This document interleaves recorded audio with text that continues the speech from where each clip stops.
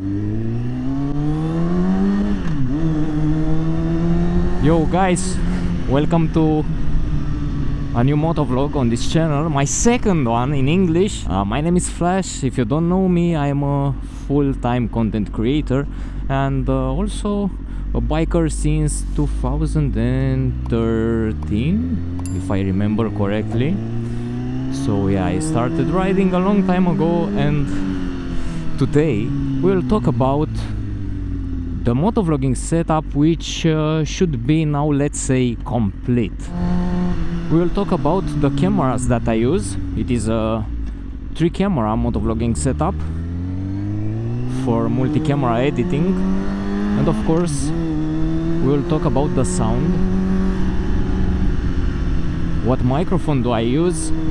And I will share some of my settings. So before we start, I will encourage you to subscribe if you wanna see the future motovlogs on this channel too. So the main camera that you are seeing right now, that sits always on my helmet, is the DJI Osmo Action 5 Pro.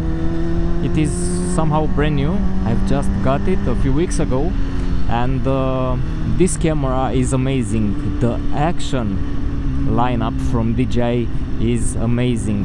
No overheating, no issues, no freezes, no bugs, no nothing. Also very important, longer video files, so the camera will not split the video files as much as on GoPro. Earlier in the motovlogging journey, I was using GoPros on my local channel, but since last year, since 2024, I have sold all of my GoPros and switched to DJI. So that's the main action cam, and I use on the front element an ND filter from DJI. It is a 3-filter set that you can buy, and right now I am using the ND32 since it is not that sunny outside. Good. So that's the camera. What about the B angle, the second camera?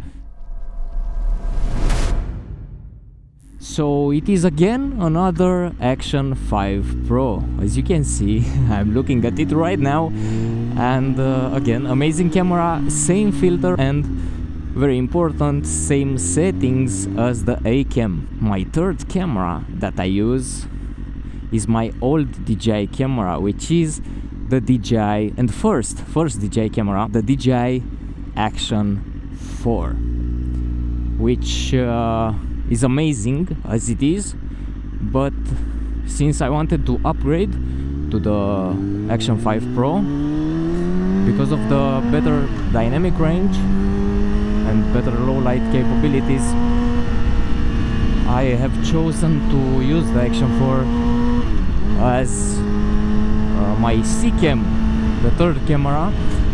And as I said in my earlier videos, or maybe on the tech channel, I don't remember exactly, if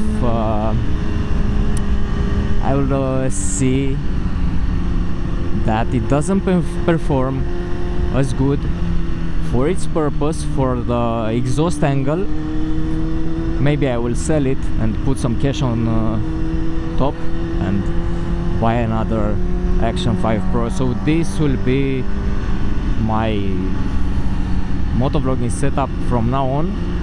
I hope that I will manage to deliver as many motovlogs as I can, and that's the plan. Grow this channel because it is fun. Riding it, it's very, very fun, and motovlogging is fun for me since I am solo on the bike or with my girlfriend. But yeah, let's move on to the settings, what I use for filming as settings in the camera. So 4K 30 FPS as always.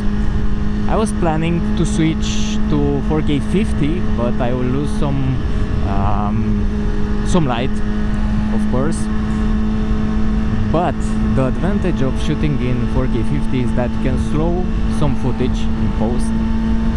But the most important advantage is that you can have good image quality at night when the street lights are turned on.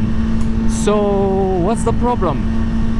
I am in the PAL region and the lights start to flicker, or any light will flicker on the video, and it is not pleasant at all for the viewers. So switching to 4K 50 will allow me to have a better image in the evening, and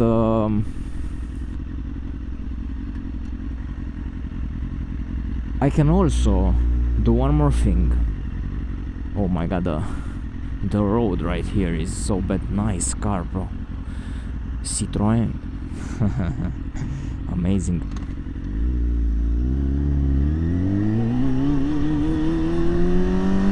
Another option would be to film in 4K 25 FPS to avoid this issue, but going under 30 FPS is not for me.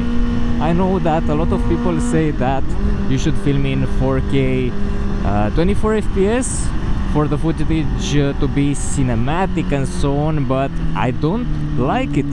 And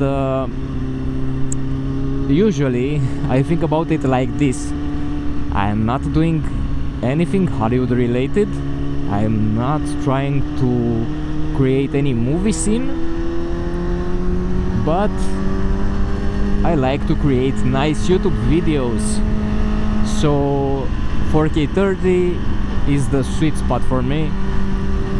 Or I don't know if you can call it the sweet spot, since you you don't have any other option than 4K 60, which usually is good for action.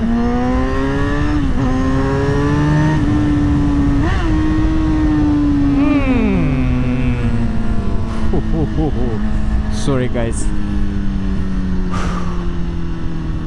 This bike, bro, this bike.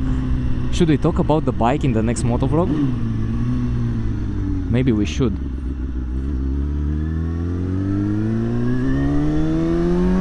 So yeah, 4K 50 or 4K 30. These are my two options. Right now, since I am on 4K 30, I use manual settings on the camera, and the camera is set to 1/60 shutter speed, ISO range between 100 and I think 12,800. I'm not sure. I don't remember exactly the number, but mostly it is the full range of ISO. And I use -6 for the audio in the Pro control, because on the main camera, on the A cam, I have connected the DJI lavalier mic. I don't know how it is called exactly, but it is a lav from DJI, which has, I don't know if it has the best sound, but it is very compatible with the action cameras, let's say, so it will not distort and so on. It has the right impedance, I think, and it pairs really good with the mic adapter, which I have connected on the side of the Action 5 Pro, the main Action 5 Pro.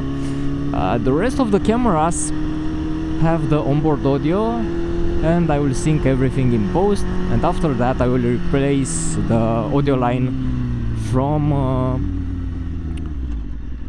the other cameras with the good one, which is the lav mic. Or simply, if I want some exhaust sounds and flames, I will use the camera that's under the bike, the C-cam sound. and the exhaust will be recorded, and only the exhaust will be recorded by it. So yeah guys, those are my settings. This is the setup.